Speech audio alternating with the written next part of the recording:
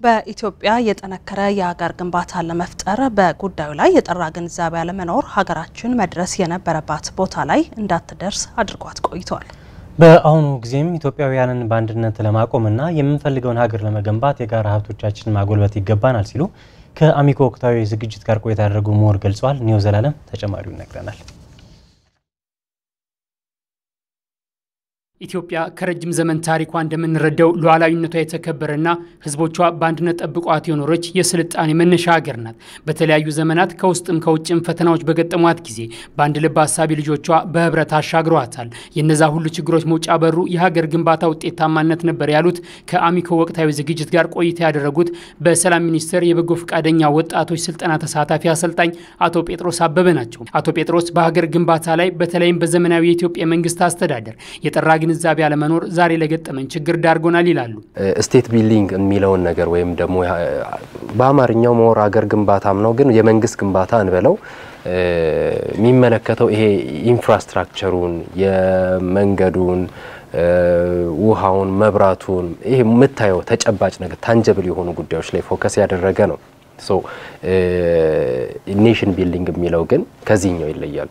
ኔሽን ቢልዲንግ ምንለው ወይም ደግሞ የሀገር ግንባታ ብለን የምናወራው ሐሳብ ሞር ታንጀብል ባልሆኑ ኤሌመንቶች ላይ ፎከስ የሚያደርግ የህዝቡን ሴንስ ኦፍ ናሽናሊቲ የጋራ እኛ የሚለውን መንፈስ ይሄ በቁስ ማትገልጻቸው ነገሮች አሉ አይደለ? እነሱ ነገሮች ነው የሚመለከተው። እንደ አቶ ጴጥሮስ ገለጻ በኢትዮጵያ በተለይም ከ1950ዎቹ በፊት በነበረ አስተዳደር ከመንግስት ይልቅ ሀገር ግንባታ ላይ ይሰጥ የነበረው ትኩረት የጎላ ነበር። ለዛም ነው አድዋ ላይ ሁሉም ኢትዮጵያዊ ሀገሩን በልቡ ይዞ ባለድል የሆነው። ዛሬም ለሁሉም የሆነች ኢትዮጵያ ለመፍጠር ካስፈለገ የጠራና አንድነት ላይ ያተኮረ አካሄድ ያስፈልገናል ብለዋል። ይሄ የመነጣጠል አንተ የኛ ወይም ደግሞ ይሄ ቡድን ተጎድቷል የኛ ቡድን ተጎድቷል ያኛው ጎድቷል የሚል አንዱ ላይ እንዲያቀም የሚያረግ አንዱ ማህበረሰብ ሌላው ማህበረሰብ ላይ ልቡ እንዲያዝን ልቡ እንዲሰበር የሚያረግ አካሄድ ነው እየተካሄደ ያለው። ስለዚህ እነዚህ ሰዎች ታርጌታቸው ምንድነው? ሀገር መገንባት ነው፣ ኢትዮጵያን መስራት ነው፣ ኢትዮጵያን ማቆም ነው፣ ኢትዮጵያን እንደገና ወደ ልዕልናዋ ማምጣት ነው። እንደዛ ከሆነ እንደኔ አካሄዱ ትክክል ነው ያላስብም። በሀገር ግንባታ ስራ ላይ በኢትዮጵያ በርካታ ችግሮች እየገጠሙ ሲሆን በመሰረታዊነት ለችግሮቹ መውጫ ልናተኩራቸው ይገባል ያሏቸው ጉዳዮችንም አንስተዋል። እንደ ሀገር ኢትዮጵያ ይሄ ኔሽን ቢልዲንግ ላይ ቻሌንጅ የሚሆንባት ሩት ኮዞች በዋናነት ሶስት ኢሹዎችን ማንሳት እንችላለን።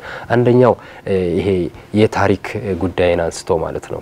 ታሪክን እንደ ሀገር ምንግባባበት ታሪክ ሊኖረን ይገባል። ዲስ ዴይ የተለያዩ ኤሊቶች ታሪክን ሲቦጭቁ እንመለከታለን። ይሄኛው ወደዚህ ይወስዳል፣ ያኛው ይሄ ነው ይላል፣ ያኛው ይሄ ነው ይላል። ማከለ ላይ አዲስ ትውልድ እያፈራን ነው። አዲሱ ትውልድ የግራ መጋባት ትውልድ እየሆነ ነው ማለት ነው። ሌላው ደግሞ ይሄ ኢንስቲትዩሽኖችን ብንመለከት ተቋማትን የተቋማት ግንባታ ላይ በጣም ክፍተቶችን እንመለከታለን። ብዙ መስተካከል ያለባቸው ነገሮች አሉ። መንግስትም እንደ መንግስት ማስተካከል ያለበት ህዝብም እንደ ህዝብ ደግሞ እዛ ነገር ላይ ማበርከት ያለበት አበርክቶ ያለውን ፈልጎ አውጥቶ እዛ ላይ ማበርከት አለበት። ኢንስቲትዩሽኖቻችን የቤት ስራ እንዳለባቸው እንመለከታ። አሁን ቻሌንጁ አንዱ እሱ አገራችን ውስጥ በጣም ህዝባዊ መንፈስ ያላቸው መሪዎች ያስፈልጉናል። እነዚህ ሶስት ቻሌንጆች ከረንትሊ በጣም አገርን እየተፈታተኑ ያሉ ነገሮች ናቸው። እነዚህ ላይ መስራት ትልቅ ለውጥ ያመጣል ብዬ አስባለሁ።